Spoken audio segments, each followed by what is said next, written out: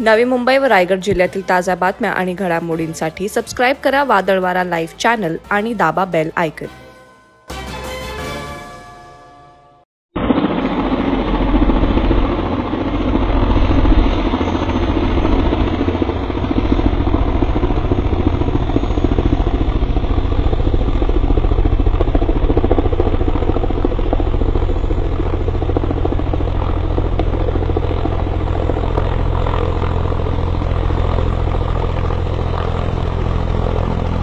महाडमधून एक मोठी बातमी समोर येत आहे।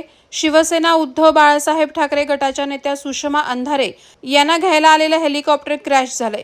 सुषमा अंधारे आणि पायलट दोघेही सुखरूप आहेत। हेलिकॉप्टर क्रॅश होण्याचं कारण अद्याप अस्पष्ट आहे। महाडमध्ये ही घटना घडली आहे। सुषमा अंधारे हेलिकॉप्टरमध्ये बसणार त्या अगोदर हेलिकॉप्टर क्रॅश झाले। सुदैवाने मोठा अनर्थ टळलाय। आज सकाळी 9:30 वाजता सुषमा अंधारे महाडहून बारामतीच्या दिशेने जाणार होत्या। बारामतीत आयोजित केलेल्या महिला मेळाव्यात सहभागी होण्यासाठी त्या महाडहून बारामतीला निघाल्या होत्या। बारामतीला जाण्यासाठी त्या हेलिपॅडवर पोहोचल्या।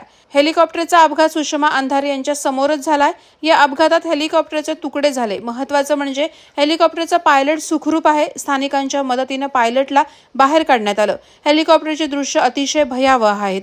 महाडमध्ये एक प्रचार सभा होती। ही प्रचार सभा झाली त्यानंतर आम्ही रात्री उशिरापर्यंत खरं तर रात्री 1:45 वाजता आमचे जिल्हा प्रमुख नवगुणे यांच्यावर प्राणघातक हल्ला झाला।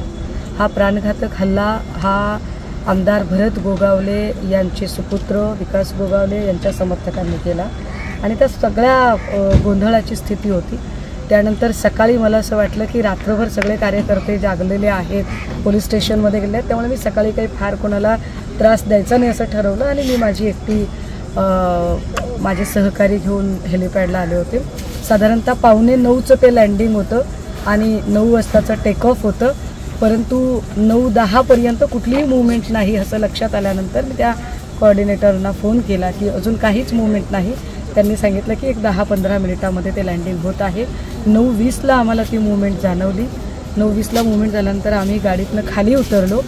3-4 चक्रावर मारल्या गेल्या आणि घिरट्या घालत अजून ते लँड का होत नाहीचा आम्ही विचार करत होतो। इतक्यात अचानक ते असं गोल गोल फिरत खाली आलं। बघता बघता तो धुळीचा लोट आणि मोठा आवाज झाला। काय होतं हे आमच्या काही लक्षात आलं नाही, म्हणजे नेमकं झालंय काय की एवढा धुळीचा लोट आहे। आणि एक 2 मिनिटानंतर माझे ड्रायव्हर मला सांगत होते की ताई हे जे हेलिकॉप्टर आहे हे क्रॅश झालेलं आहे। म्हणून मी धावत हेलिकॉप्टरकडे जायचा प्रयत्न केला तेव्हा माझे सहकारी अडवत होते की ताई काही स्फोट झाला किंवा काही झालं तर आपण जाऊ नये जवळ म्हणून। पण मला जरा कॅप्टनची काळजी वाटत होती की कॅप्टन सुखरूप आहेत की नाही।